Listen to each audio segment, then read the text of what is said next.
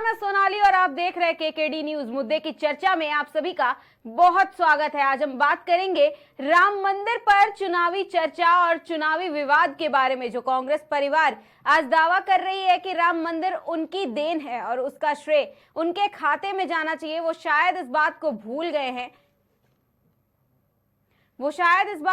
गए हैं कि उनके मुखिया जवाहरलाल नेहरू ने डॉक्टर राजेंद्र प्रसाद को सोमनाथ मंदिर के उद्घाटन में जाने से मना किया था और कहा था कि वह अपने निर्णय पर एक बार फिर से विस्तार से सोच ले और समझ ले। राम मंदिर की चर्चा को लेकर यह विवाद अब भी उठ रहा है। दरअसल के.एम. मुंशी ने 1951 में सोमनाथ मंदिर के उद्घाटन के लिए तत्कालीन राष्ट्रपति डॉक्टर राजेंद्र प्रसाद को शामिल होने के लिए न्योता दिया था। उस वक्त जवाहरलाल नेहरू ने डॉक्टर राजेंद्र प्रसाद को खत लिखकर अपने निर्णय पर सुनवाई और पुनर्विचार करने के लिए कहा था। नेहरू ने खत में लिखा था, भारत एक धर्मनिरपेक्ष देश है, राष्ट्रपति के किसी मंदिर के कार्यक्रम में जाने से गलत संदेश जाएगा और इसके कई अनुमान लगाए जा सकते हैं। इसके बाद डॉक्टर राजेंद्र प्रसाद ने नेहरू की राय नहीं मानी थी और उस समय सोमनाथ मंदिर के उद्घाटन कार्यक्रम में उन्होंने हिस्सा लिया था। अब सवाल यह आता है कि जो कांग्रेस सदियों से कभी भी राम मंदिर के पक्ष में नहीं रही, जिन्होंने राम मंदिर का फैसला आने पर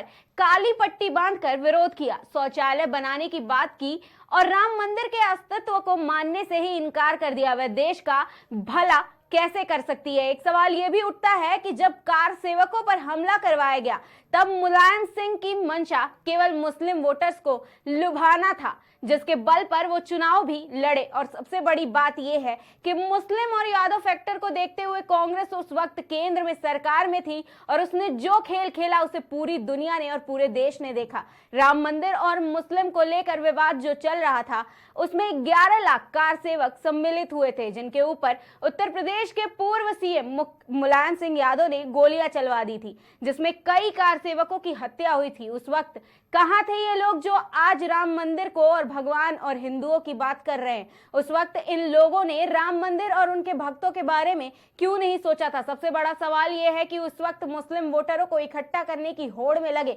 मुलायम सिंह यादव ने भी हिंदुओं के बारे में नहीं सोचा था। हिंदू होते हुए भी आज तक कभी भी उन्होंने एक बार भी हिंदू के लिए बात नहीं की और सवाल और हिंदुओं के लिए कभी खड़े नहीं हुए। इस मुद्दे पर चर्चा करने के लिए हमारे साथ तमाम मेहमान मौजूद है।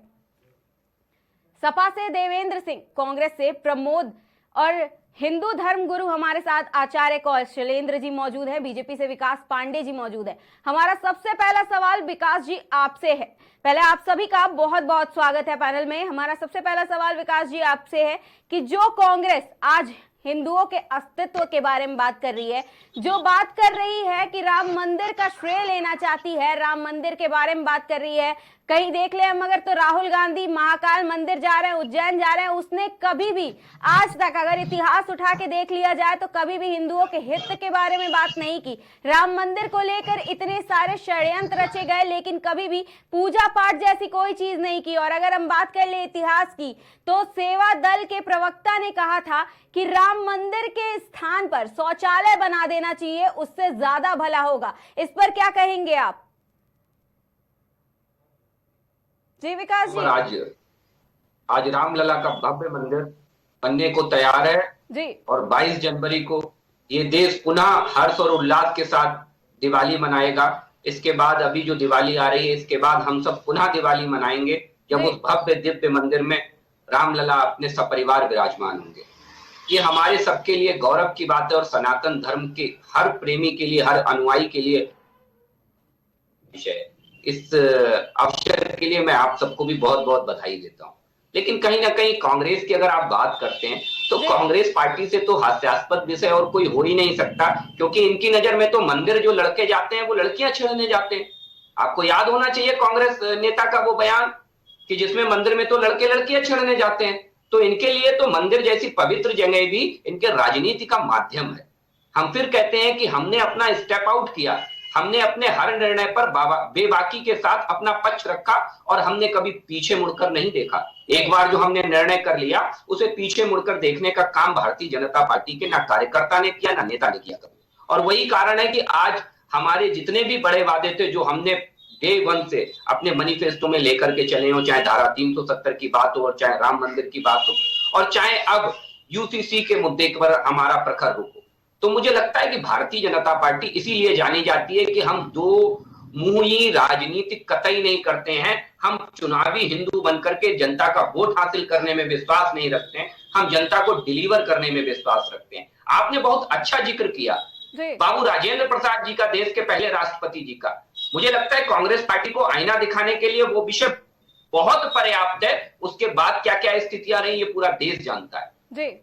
बाबू राजेंद्र प्रसाद जी को कितनी बड़ी कीमत चुकानी पड़ी उस निर्णय की कि उन्होंने नेहरू जी की इच्छा के विपरीत सोमनाथ मंदिर में जाकर के कार्यक्रम में हिस्सा लिया और वहां शिवलिंग की स्थापना की। उसकी कीमत का आकलन ये सोचिए कि बाबू जी को दिल्ली में रिटायरमेंट के बाद मकान तक उपलब्ध नहीं हुआ। जब वो राष्ट्रपति नहीं रहे तो दिल्ली में उन्हें एक सरकारी आवास तक नेहरू जी ने उपलब्ध नहीं कराया। ये मंशा रहती है हमेशा कांग्रेस की, तुष्टीकरण की राजनीति कांग्रेस की राजनीति का आधार रहा है। मैं फिर कहता हूं, तुष्टीकरण ही कांग्रेस की राजनीति का आधार है और तुष्टीकरण ही कांग्रेस के लिए आगे आने वाले समय में इनके पतन का भी कारण बनने वाला है, ये बिल्कुल स्पष्ट है। जो कांग्रेस आज बात कर रही है कि राम मंदिर का श्रेय उनके खाते में जाना चाहिए, उनके ही नेता दिग्विजय सिंह ने एक बयान दिया था कि राम मंदिर का विवाद अगर हिंदुओं और मुसलमानों के बीच विभाजन पैदा करने की बात कर रहा है और विभाजन ही पैदा कर सकता है अगर राम मंदिर के बारे में बात किया जाए तो। जी विकास जी। देखिए, दिग्विजय सिंह तो बयानवीर नेता रहे हैं, उन्हें तो कहना चाहिए कि अगर बयानों के आधार पर राजनीति की बात करें तो वो कांग्रेस पार्टी के सबसे बड़े बयानवीर नेता हैं। उसके बाद मैं कहता हूं दूसरा नंबर किसी का आता होगा। मुझे लगता है कांग्रेस पार्टी की मानसिकता यही है और ये अभी तक जारी है। आप समझिए ना, कांग्रेस पार्टी के ही कर्नाटक के नेता बयान देते हैं, सनातन धर्म के ऊपर अभी टिप्पणी करते हैं। अभी रिसेंट का मामला, किसी कांग्रेस के नेता ने श्रीमती सोनिया गांधी जी ने या श्रीमान राहुल गांधी जी ने या बहन प्रियंका गांधी जी ने एक लफ्ज भी अपने मुंह से निकाला हो तो मैं वो हारने को तैयार। एक लफ्ज नहीं निकलता है इनके मुंह से। लेकिन मुझे लगता है तुष्टीकरण की राजनीति के बल पर ये अगर जरा भी कहीं किसी विशेष धर्म के लोगों को एक नाखून तक अगर टूट जाता है तो मुझे लगता है कि ये तत्काल अपने प्रतिक्रिया देने से आगे आ जाते हैं। लेकिन मुझे लगता है कि इतनी बड़ी टिप्पणी करने के बाद भी आज तक राहुल गांधी ने उस विषय पर अपना पक्ष नहीं रखा। ये INDI गठबंधन का सहारा लेकर के अपने कुकृत्यों को छुपाने का काम कर रहे हैं, इससे ज्यादा कुछ नहीं। प्रमोद जी जवाब दीजिए। एक तरफ आप लोग विरोध भी करते हैं, एक तरफ कांग्रेस काली पट्टी बांध करके विरोध करती है जब राम मंदिर का फैसला आता है तो, और वहीं दूसरी तरफ आप लोग बात करते हैं राम मंदिर का श्रेय लेने की और आप लोग कहते हैं कि राम मंदिर पर एक का अधिकार आप लोगों का है। प्रमोद जी जवाब दीजिए। प्रमोद जी अपने माइक को अनम्यूट कर लीजिए। जी जवाब दीजिए प्रमोद जी। जी, कांग्रेस पार्टी श्री राम मंदिर के बंद दरवाजे पूजा पाठ के लिए पूर्व प्रधानमंत्री माननीय राजीव गांधी जी ने खुलवाए थे। तब भारतीय जनता पार्टी कहाँ थी? भारतीय जनता पार्टी ने तो इस मुद्दे को हथियाया है और धर्म के नाम पर इसका नाजायज फायदा उठा रही है भारतीय जनता पार्टी। कांग्रेस पार्टी ने हमेशा सभी धर्मों को साथ लेकर चलने का काम किया और भारत को देश आजाद होने के बाद भारत को विकसित भारत बनाने में कांग्रेस का अहम योगदान रहा है। भारतीय जनता पार्टी सिर्फ धर्म के नाम पे और प्रभु श्री राम के नाम पे जनता को भड़काने का काम कर रही है। लेकिन कांग्रेस पार्टी वो पार्टी है ना प्रमोद जी जिसने कहा था कि राम मंदिर के जन्म स्थान पर शौचालय बना देना चाहिए। इस तरह की राजनीति करना, इस तरह के शब्दों का इस्तेमाल करना कहां तक सही समझती है कांग्रेस पार्टी? ये सभी बयान कांग्रेस पार्टी के बयान तोड़ मरोड़ को और पेश करने की भारतीय जनता पार्टी के नेताओं की आदत है। कांग्रेस पार्टी कभी भी हिंदुओं के धर्म के खिलाफ नहीं होंगे, सभी धर्म के लोगों को साथ में लेकर और चलती है। और प्रभु श्री राम का जो मंदिर बन रहा है उसमें कांग्रेस पार्टी के लोगों का भी योगदान रहा है। आर्थिक सहायता भी हर प्रकार से कांग्रेस पार्टी के लोगों ने दी है। भारतीय जनता पार्टी कोई अकेले नहीं है जो भारतीय जनता पार्टी राम मंदिर बना रही है, इसमें पूरे देश की जनता का हिस्सा है और हिस्सेदार है। 1 रुपया भी अगर किसी ने लगाया है तो वो जनता का पैसा लगा हुआ है, उसमें कोई भारतीय जनता पार्टी अपने जेब से पैसा नहीं लगा रही है। और विकास जो जी, मुद्दे की बातें हैं, मुद्दों से भटका करके भारतीय जनता पार्टी मंदिर मस्जिद की बात करती है। आज देश की जनता दुखी है, महंगाई से दुखी है। आप जिस चंदा के बारे में बात कर रहे हैं प्रमोद जी, हम आपको बता दें कि पवन बंसल आप ही के पार्टी के नेता हैं, जिन्होंने चंदा मांगने पर यह कहा था कि वो चंदा नहीं देंगे और चंदा राम मंदिर को बनवाने के लिए क्यों दिया जाए। आपके पार्टी के नेता ने ही ये बयान दिया था और आप कह रहे हैं कि आप सभी लोगों ने इसमें बढ़ चढ़ कर हिस्सा लिया, उसके बाद राम मंदिर बन रहा है।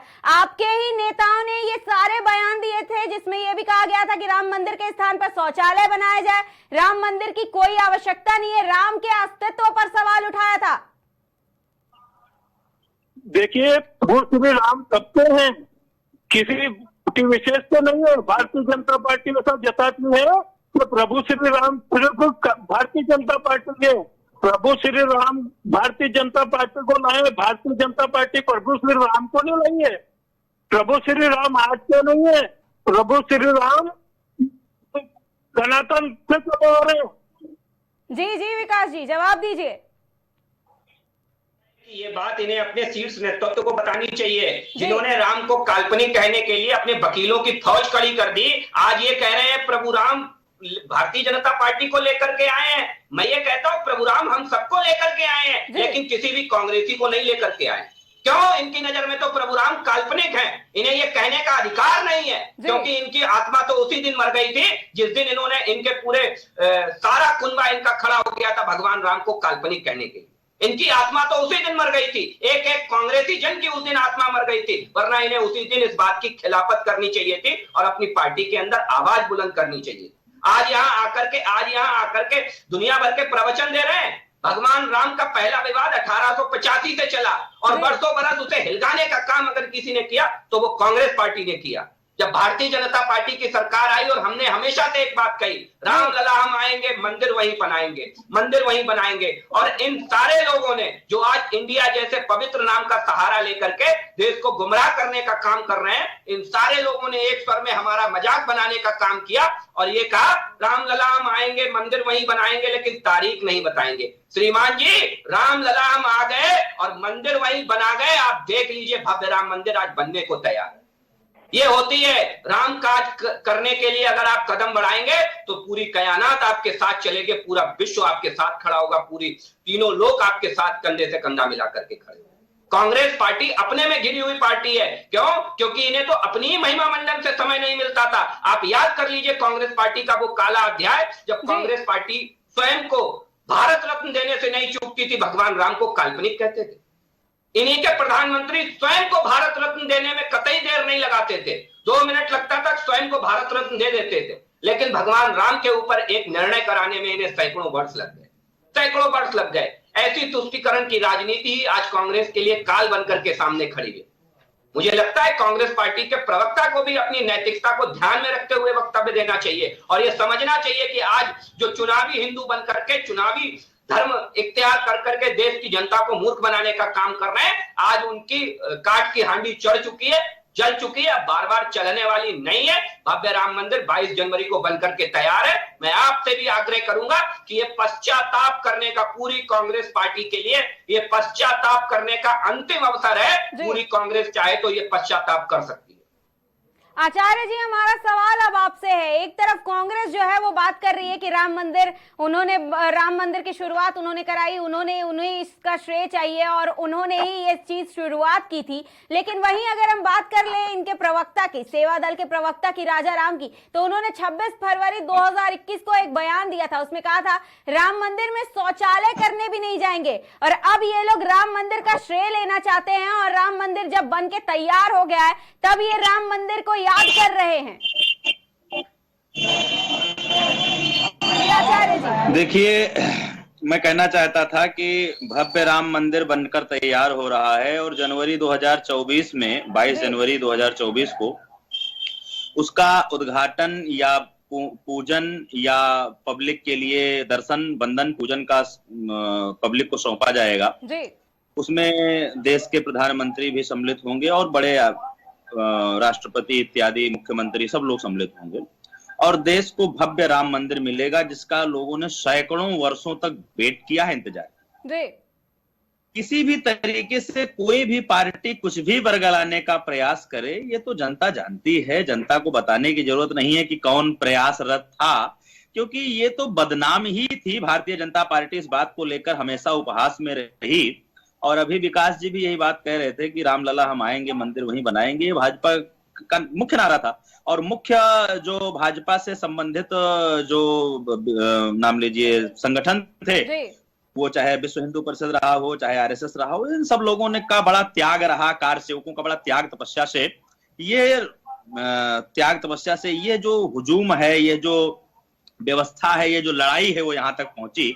और आज पब्लिक के सामने ये भव्य राम मंदिर बन करके खड़ा है और डे बाय डे, रात दिन अनवरत काम चल रहा है उस पर। और वो जनवरी 2024 में सौंप दिया जाएगा जनता को और सब लोग पूजन बंदन कर सकेंगे। तो ये तो अब तो अंतिम मौके पर ये टांग उठाकर नाचने वाली बात है कांग्रेस की। इसमें कोई दम नहीं है, ये पूरी जनता जानती है। अगर पूरा इनका इतिहास है। की बात करें आचार्य जी, अगर हिंदुओं की भावनाओं की बात करें, अस्तित्व की बात करें, तो कांग्रेस का इस तरह का बयान और उसके बाद चुनाव नजदीक आते ही ये श्रेय लेना, जबरदस्ती बयान दे रहे, उसके बयान में कोई अस्तित्व नहीं है। उसके बयान में तो आपको मैं बताऊं, थोड़ा सा मतलब खराब लगेगा, उसका बयान तो डिबेट करने लायक भी नहीं है। उसने उसको इतना गंदा बयान, जब 2012-13 से पहले जब जो जितने डिसीजंस आ रहे थे कांग्रेस की जब सरकार थी, तो कांग्रेस ने स्पष्ट हाथ खड़े कर दिए। हमारे यहाँ यूपी में सपा ने हाथ खड़े कर दिए कि अगर ऐसा कोई बयान आता है तो हम तो पब्लिक को भी नहीं कर पाएंगे, हम सुरक्षा नहीं दे पाएंगे, हम मंदिर बनवाने में आपका कोई सहयोग नहीं कर पाएंगे। और सपा सरकार थी यूपी में, तो कार सेवकों पर गोली नाम लीजिए चलवा। ये लोग तो जो बयान दे रहे हैं तो बेकार का। हम देखिए, हम कोई राजनीतिक पक्ष नहीं रख रहे हैं, लेकिन हाँ, हिंदू धर्म गुरु होने के नाते जो हिंदुओं के साथ दुर्व्यवहार हुआ है अन्य सरकारों में, इसके लिए भाजपा, भारतीय जनता पार्टी बधाई की पात्र है। कहीं ना कहीं से हिंदुओं का सम्मान बढ़ा है। आज जहां पर 2024 में रामलला जी का मंदिर सौंपा जा रहा है, रामलला जी को गृह प्रवेश उनका किया जाएगा, मंदिर में पूजन किया जाएगा, हमारे प्रधानमंत्री जी सम्मिलित होंगे। अभी अभी चित्रकूट में स्वामी रामभद्राचार्य जी ने एक विशेष आयोजन किया, जो इस मंदिर की मुख्य भूमिका में, मुख्य गवाह में वो रहे।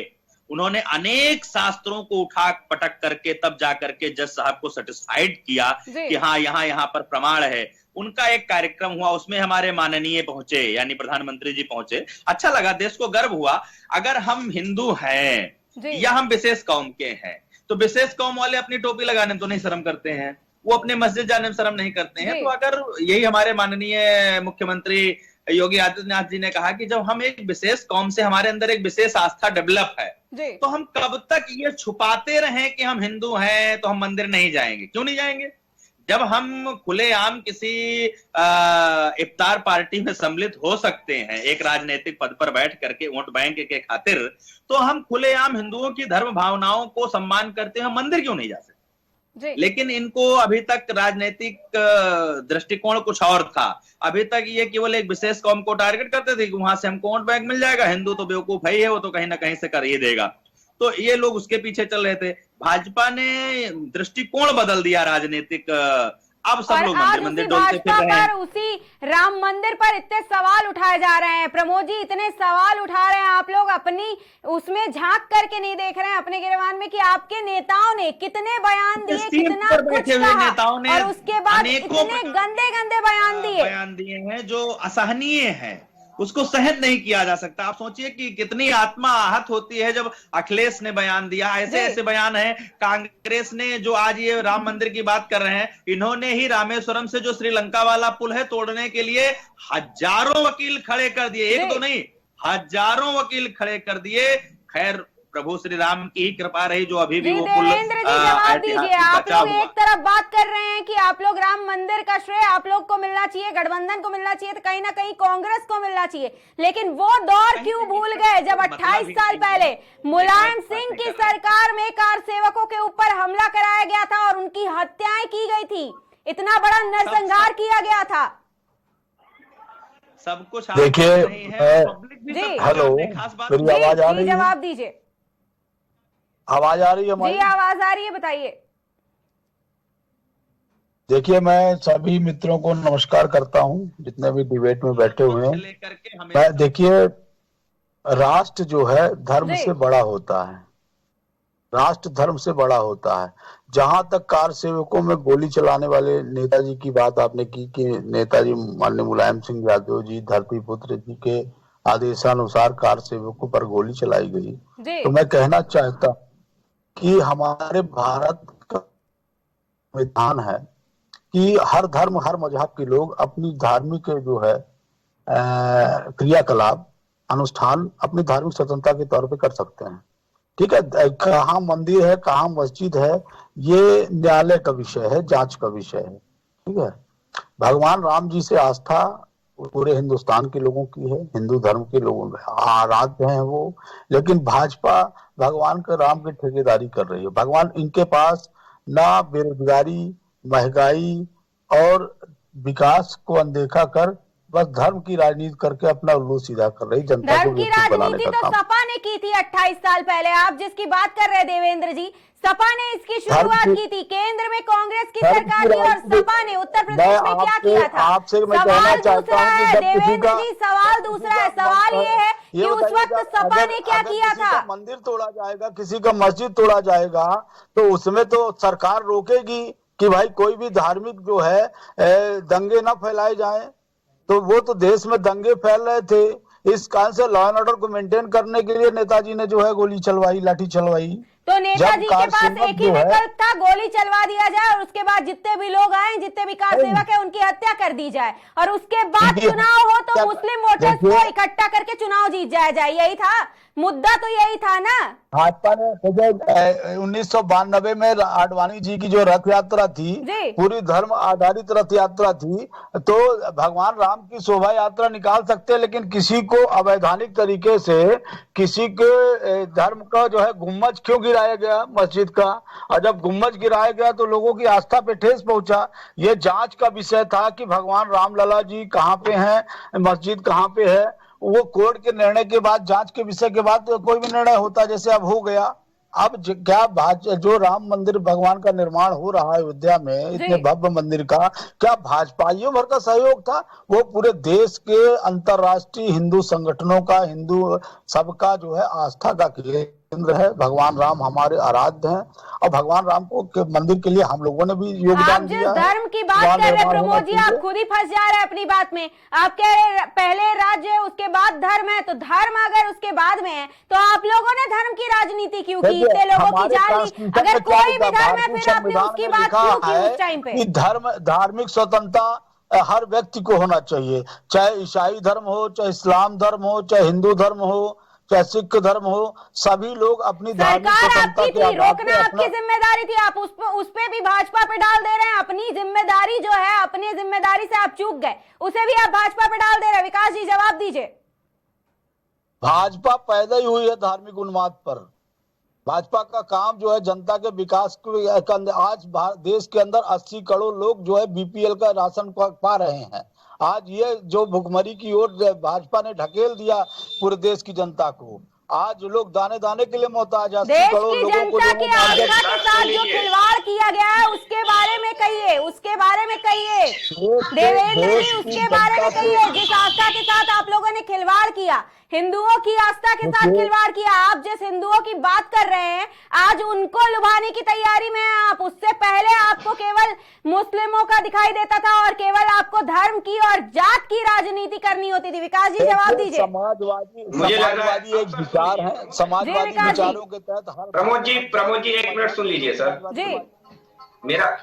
मैं एक चीज को मैं बहुत क्लियर कर दूं। अभी भाई साहब बार बार ये कह रहे हैं कि रोजगार पे बात हो, रोजगार पे होना चाहिए, इन सब चीजों पे मुझे लग रहा है 2-3 चीजें समझने की भी बात है। थोड़ी देर के लिए चीजों को थोड़ी अलग एंगल से सोचते हैं। माननीय नरेंद्र मोदी जी ने इस देश में धार्मिक विकास को भी प्राथमिकता दी, देश के विकास के साथ साथ। चाहे मेट्रो नगरों में नीचे तक पहुंचाने की बात हो, आज उत्तर प्रदेश के 5-5 शहरों में मेट्रो चलने की कगार पर है। उत्तर प्रदेश 5-5 एक्सप्रेसवे का शहर है। और चाहे धार्मिक विकास की बात हो, चाहे आप महाकाल कॉरिडोर ले लीजिए, चाहे आप काशी कॉरिडोर ले लीजिए। मैं आपको एक चीज बताता हूं, काशी कॉरिडोर जब से बना है तब से काशी में एक अनुमान ये था कि पहले 40 लाख लोग प्रतिवर्ष दर्शन करने आते थे। आज ये संख्या बढ़ करके 5 करोड़ लोग हो गई है जब से काशी का कायाकल्प हुआ है। और वो 5 करोड़ लोग क्या वहां आकर के लोगों को शॉपिंग करते नहीं होंगे, रोजगार देते नहीं होंगे, वहां के लोगों की आय बढ़ाते नहीं होंगे क्या? एक पॉइंट समझने की बात करिए कि नरेंद्र मोदी जी का विजन कितना आगे तक का था, ये समझने का प्रयास करिए। और कांग्रेस की मजबूरी ये थी कि वो अपने तुष्टीकरण की राजनीति की वजह से इन सारे विषयों को दरकिनार करती चली गई। ये एक सबसे बड़ा पॉइंट है मुझे लग रहा है, और कांग्रेस के लिए यह आत्ममंथन का भी विषय है। राजस्व में काशी में जब से कॉरिडोर बना है तब से राजस्व में 65% की वृद्धि हुई है। 79% लोगों की वार्षिक आय 100% से ज्यादा बढ़ी है काशी के अंदर, 79% लोगों की। और सबसे बड़ी बात, एक बात आपको बताऊं, जो नाविक मेन है, गंगा जी का किनारा है वहां, और काशी में नाविकों की आय में 80% से ज्यादा की बढ़ोतरी हुई है।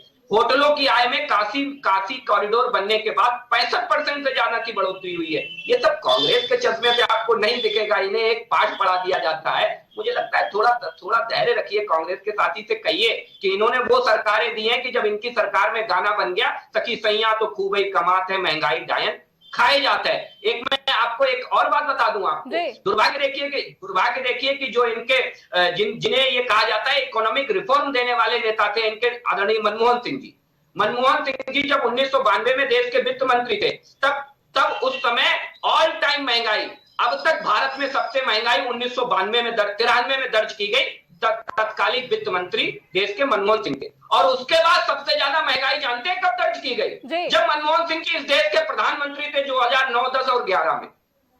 आप ये देखिए, ये देने वाले लोग हैं और ये देश को गुमराह करने वाले लोग हैं। आज नरेंद्र मोदी जी के नेतृत्व में देश आगे बढ़ रहा है, आगे बढ़ता ही चला जा रहा है। मेरा एक सवाल है, मुझे लगता है समाजवादी पार्टी के अगर प्रवक्ता बैठे हो, नहीं तो उन्हीं के INDI गठबंधन के कांग्रेस के साथी बैठे। कांग्रेस के साथी मुझे एक बात बता दें, अभी वो कह रहे थे कि दंगा भड़कने की बात थी, अराजकता का माहौल था, इसलिए गोली चलवाएंगे, यही कहा ना अभी। मुझे एक बात बता दें, आप सबको याद हो गया, आप सीनियर एंकर हैं, आपको याद हो मथुरा का वो जवाहर बाग कांड, जहां DSP समेत 5 पुलिस वाले मरवा दिए जाते हैं और उनके हाथ बांध दिए जाते हैं, क्योंकि वहां जमीन कब्जा किए हुए बैठा हुआ व्यक्ति सत्ता का संरक्षण प्राप्त था, अखिलेश यादव जी का सजाती था, इसलिए उसे ये अधिकार था कि वो जमीन पे कब्जा किए हुए बैठा रहे और पुलिस वालों को मरवा दिया अखिलेश यादव जी ने। तब नहीं दंगा और अराजकता का विषय आया इन्हें ध्यान में, और जब निहत्थे कार सेवकों पर आपने गोलियां चलवाई तब आपको दंगा याद आ रहा था, अराजकता याद आ रहा था। यही नहीं रुके, श्रद्धेय मुलायम सिंह यादव जी ने एटा की सभा में ये कहा था कि मुझे अगर और कार सेवक मरवाने पड़ते बाबरी मस्जिद बचाने के लिए तो मैं और मरवाता। ये स्टेटमेंट दिया था स्वयं मुलायम सिंह यादव, स्वर्गीय मुलायम सिंह यादव जी ने। अब जवाब दीजिएगा देवेंद्र जी, अब जवाब दीजिएगा। इतनी सारी घटनाएं जो हैं, इतिहास जो है वो गवाह है और वो बताता है कि आप लोगों की सरकार में क्या कुछ हुआ, आपके जो CM रहे उन्होंने क्या कुछ किया, आपके नेताजी ने, और जिनको आपने धरती पुत्र कहा, और धरती पुत्र ने बाकी के धरती के पुत्रों के साथ क्या कुछ किया उसे पूरे देश ने देखा है और आज भी याद रखा है। देवेंद्र जी देखिए, मैं आपसे कहना चाहता हूँ, मुख्यमंत्री एक संवैधानिक पद में होते हैं। माननीय नेताजी मुलायम सिंह यादव जी संवैधानिक पद में थे। उनका ये नैतिक दायित्व था कि प्रदेश के अंदर दंगा न भड़के, धार्मिक उन्माद का वातावरण न बने, न कोई मंदिर गिराया जाए, न कोई मस्जिद गिराया जाए। इसलिए उन्होंने कार सेवकों को रोका, और जब कार सेवकों ने हिंसक घटनाएं की तो लॉ ऑर्डर को मेंटेन करने के लिए जो है उन्होंने लाठीचार्ज और जो है उपाय करने, लेकिन वो आपके देश के लोग थे, बॉर्डर पर नहीं खड़े थे जिनके लिए आप लोगों ने गोलियां चलवा दी। कैसे हुआ बताएं भाजपा देवेंद्र जी, सवाल ये नहीं है, सवाल ये है कि वो जो लोग थे, जो कार सेवक थे, वो आपके देश के अपने लोग थे, आपके लोग थे, विरोध कर रहे थे तो क्या वो आपके अपने लोग थे, बॉर्डर पे नहीं खड़े थे जिनके ऊपर आपने गोलियां चलवा दी और आपके लिए दंगा भड़का, तो हिंसा करना बहुत जरूरी था आप लोगों के लिए। देखिए, गोली ऐसे संवैधानिक जो है तरीके से जो है कार्य हुआ है, उसमें जब हिंसक वातावरण बनने लगा था, गुम्बद गिरा दिया गया, किसी का मंदिर और कोई मस्जिद गिराने पर धार्मिक उन्माद तो फैलता है। तो उस उन्माद के वातावरण को शांत करने के लिए, लॉ एंड ऑर्डर मेंटेन करने के लिए नहीं, पूरे देश में मारकाट का वातावरण बन जाता अगर जो है थोड़ा सा उसमें लॉ एंड ऑर्डर को मेंटेन नहीं किया जाता। इसलिए नेताजी ने सख्त निर्णय लिया कि कोई भी धर्म का व्यक्ति, चाहे हिंदू धर्म का हो, चाहे मुस्लिम धर्म का हो, चाहे सिख धर्म का हो, आपस में एक दूसरे के प्रति धार्मिक जो है उन्माद के तहत जो है हिंसक घटनाएं ना करें।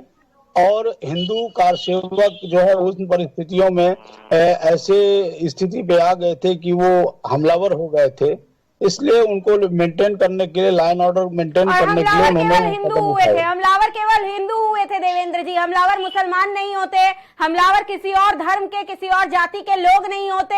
उनके लिए उनके मस्जिद की बात आई थी, उनके उस पर विवाद हो रहा था, वो लोग हमलावर नहीं हुए थे, केवल हिंदू हमलावर हुए थे। और हिंदुओं से आप लोगों को डर लग रहा था, आप लोग खुद ही हिंदू हैं, आप लोग को हिंदुओं से डर लग रहा था कि वो अगर विवाद करते हैं, वो अगर इस तरह का विरोध करते हैं तो क्या होगा। समाजवादी पार्टी में हिंदू नहीं जुड़े हुए हैं, समाजवादी पार्टी में भी तो हिंदू समाज के लोग काफी संख्या में जुड़े हुए हैं। सवाल तो यही है ना कि आप हिंदू होते हुए भी हिंदुओं के ऊपर ही गोलियां चलवाए और उसका ही साथ नहीं दिया आप लोगों ने, हिंदुत्व पर ही सवाल उठाया, राम मंदिर के अस्तित्व पर सवाल उठाया, राम जी के जन्म पर सवाल उठाया।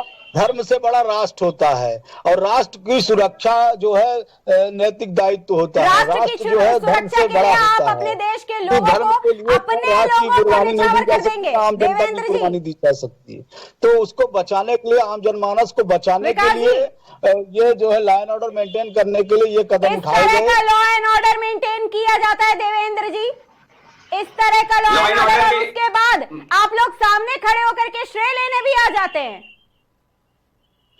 देखिए, चोर चोरी से जाए, हेरा फेरी से ना जाए। मैंने एक सवाल जवाहर बाग पे पूछ दिया और पूरे प्रवक्ता महोदय ने एक बार भी उस सवाल का जवाब नहीं दिया। अब मैं दूसरा सवाल पूछ रहा हूँ, नरेंद्र मोदी चीफ मिनिस्टर थे वहाँ पे। मेरा सवाल ये है कि शामली और मुजफ्फरनगर में दंगे हुए थे श्रीमान अखिलेश यादव जी की सरकार, सैकड़ों अनुसूचित जाति वर्ग के लोगों ने अपने घर के बाहर बोर्ड लगा दिया था और छोड़ करके पलायन करके शिविरों में चले गए थे।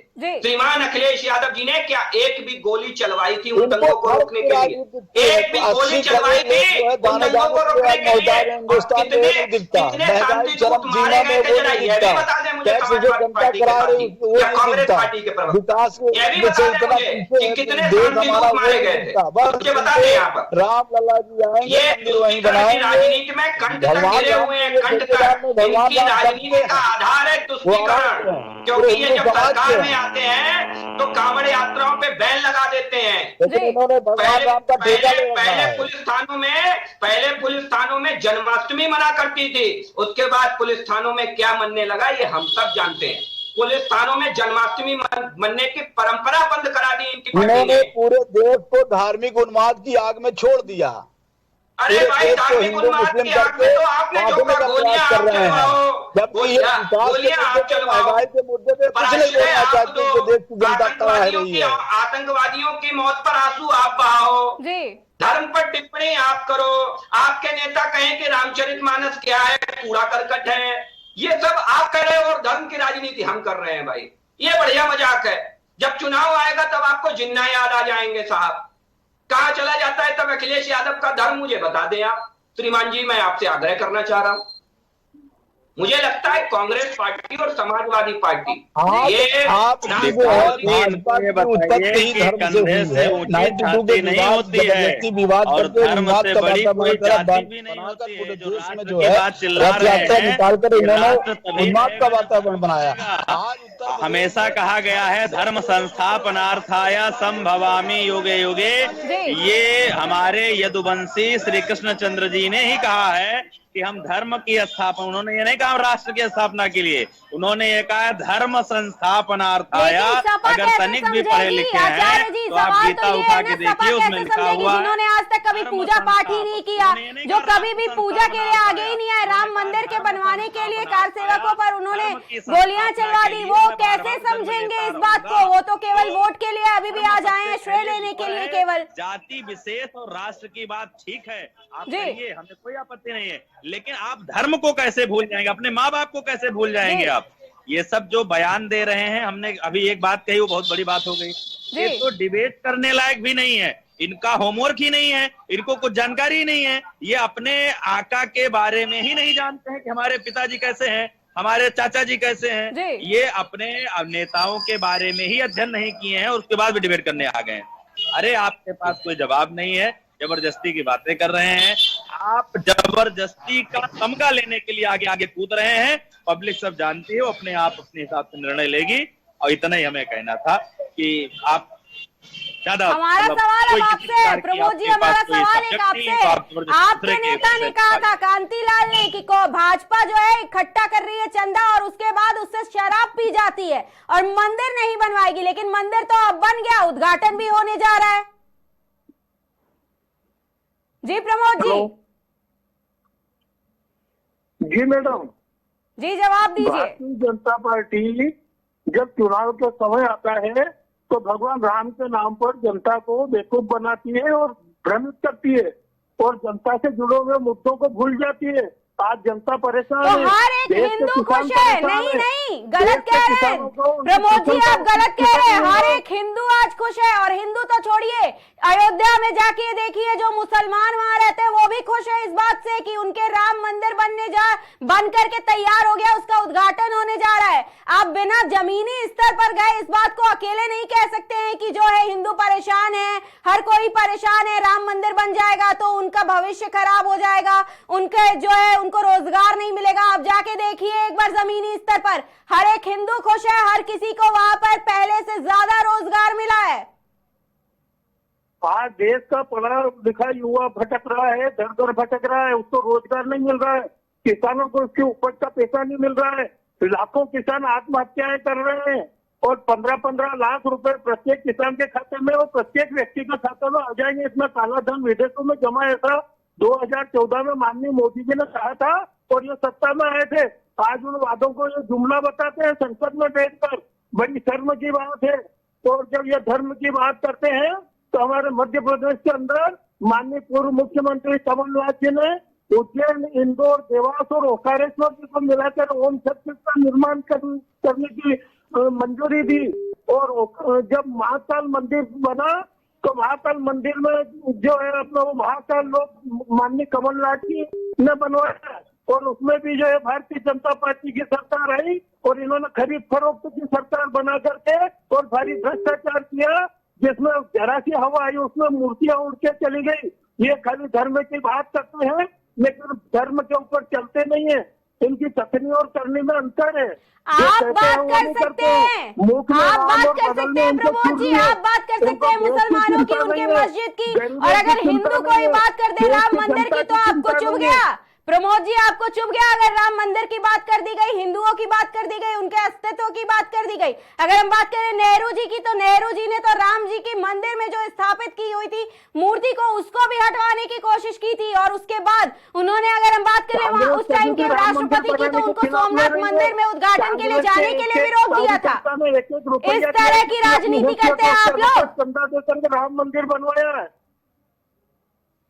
राम मंदिर अकेला भारतीय जनता पार्टी ने नहीं बनाया, प्रभु श्री राम के नाम पर देश की जनता को भ्रमित कर रहे हैं। आप लोगों ने ये बयानबाजी करके राम मंदिर बनवाया है। अगर हम बात करें आपकी तो आपने ये बयानबाजी करके राम मंदिर, आपके नेता हैं, आपके नेता हैं मणिशंकर अय्यर, आपके नेता हैं, आपके नेता ने कहा था कि हमारे यहाँ के लोग तो हमारे कुत्ते तक नहीं जाएंगे राम मंदिर में। इस तरह की बयानबाजी से राम मंदिर आप लोगों ने बनवाया। और जब उस समय से कांग्रेस आज तक कहाँ थी? जब वो मुद्दे की बात करें, धर्म की आड़ में लोगों को विकास जी जवाब दीजिए। मुद्दे की बात करें, मुद्दे की बात पे क्यों नहीं आते? विकास जी जवाब दीजिए। ये मुद्दे की ही बात है, ये मुद्दे की ही बात है प्रमोद जी, ये मुद्दे की ही बात है। आपके नेता राहुल गांधी राम मंदिर का फैसला आता है काली पट्टी बांध करके विरोध करने चले जाते हैं और आप कह रहे हैं ये मुद्दे की बात नहीं है। जब भ्रष्टाचार की बात आती है तो मैदान हिंदू राष्ट्र में रहते हैं तो हिंदुओं की ही बात करेंगे ना, उनके अस्तित्व की बात करेंगे ना प्रमोद जी, उन्हीं के अस्तित्व की बात करेंगे, उनकी भावनाओं की बात करेंगे। और अकाल मौत मर रही है और भारतीय जनता, विकास जी जवाब दीजिए। देखिए मैं फिर कहता हूं आपको कि कांग्रेस पार्टी ने फिर पॉइंट आउट चेंज किया। क्यों? क्योंकि ये राम के ऊपर बोलने का नैतिकता के साथ अधिकार खो चुके। ये सच्चे मायने में अगर मैं कहूं तो आज ये गांधी की आत्मा के हत्यारे हैं।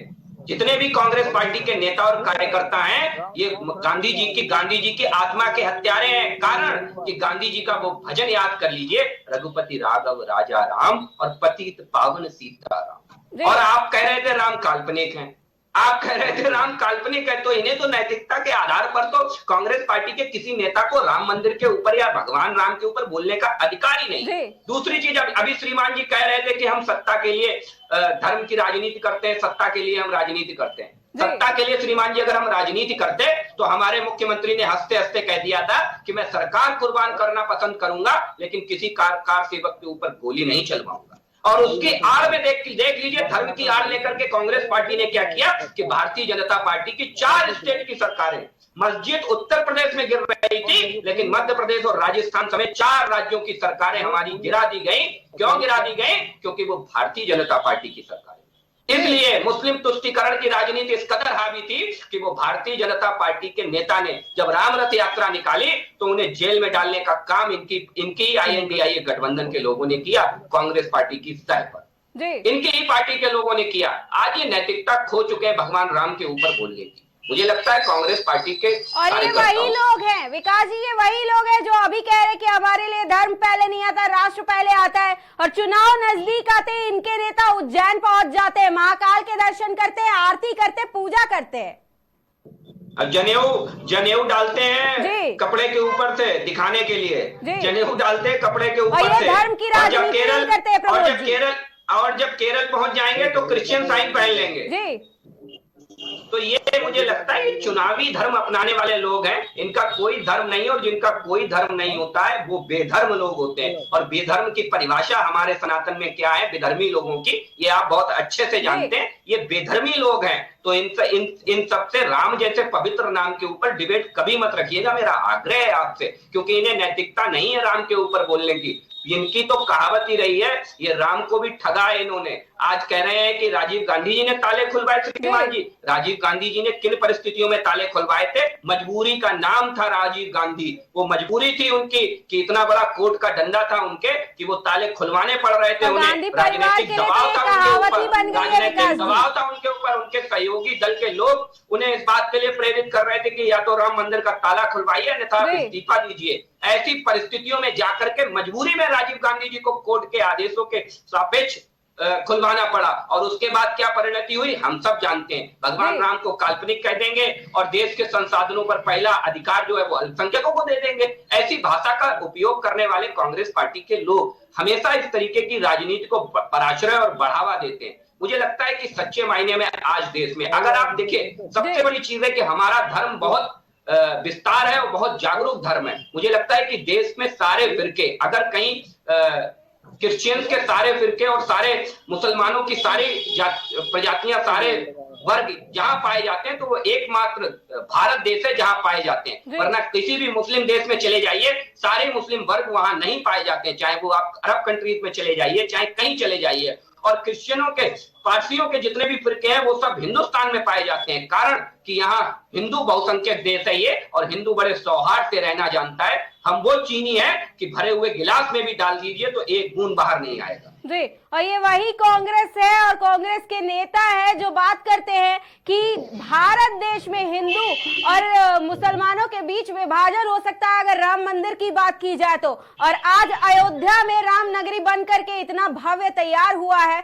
उसके बाद देखा जा सकता है इस बात के प्रमाण को कि हिंदू और मुसलमान किस तरह से एकता के साथ रह रहे हैं। और अगर कांग्रेस की बात करें और सपा की, तो वो कांग्रेस और सपा आज खुद में ही एक गठबंधन में एकता नहीं निभा पा रही है। वो देश की एकता और देश का कमान किस तरह से संभालेगी। फिलहाल के लिए आप सभी मेहमानों का बहुत बहुत धन्यवाद। सवाल अब भी यही है कि जब 11 लाख कार सेवक सम्मिलित हुए थे, जिनके ऊपर उत्तर प्रदेश के पूर्व सीएम मुलायम सिंह यादव ने गोलियां चलवा दी थी, जिसमें कई सेवकों की हत्या हुई थी, उस वक्त कहाँ थे ये लोग जो आज राम मंदिर की और भगवान और हिंदुओं की बात कर रहे हैं? उस वक्त इन लोगों ने राम मंदिर और उनके भक्तों के बारे में क्यों नहीं सोचा? सबसे बड़ा सवाल ये है कि उस वक्त मुस्लिम वोटरों को इकट्ठा करने की होड़ में मुलायम सिंह ने भी हिंदुओं के बारे में नहीं सोचा था। हिंदू होते हुए भी आज तक कभी भी हिंदुओं के बारे में बात नहीं की है। केवल मुसलमानों की बात करते हैं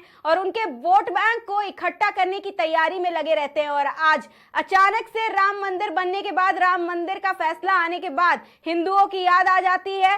कांग्रेस जो हमेशा अब राम मंदिर की बात करती है और कहती है कि धर्म की राजनीति की जा रही है, और भाजपा धर्म की राजनीति कर रही है, वह उस वक्त कहां थी जब राम मंदिर के अस्तित्व को ही सवाल उठाया जा रहा था और वो राम मंदिर के अस्तित्व को मानने से इनकार कर रही थी। कांग्रेस ने आज तक किसी भी मंदिर का दौरा नहीं किया, लेकिन अब वोटर को लुभाने के लिए कांग्रेस सब करने को तैयार है। और कांग्रेस कभी महाकाल मंदिर जा रही है तो कभी राम मंदिर का श्रेय लेना चाह रही है। लेकिन क्या जनता अपने अस्तित्व के साथ खिलवाड़ करने देगी? जनता उन लोगों को सत्ता में वापस लाएगी जिन्होंने कार सेवकों की हत्या की और जो राम मंदिर के स्थान पर शौचालय बनाने की बात की थी। 2024 के चुनाव में किसकी होगी जीत, जनता तय करेगी। चुनाव के हर मुद्दे पर रहेगी हमारी खास नजर। देखते रहिए केकेडी न्यूज। फिलहाल के लिए नमस्कार।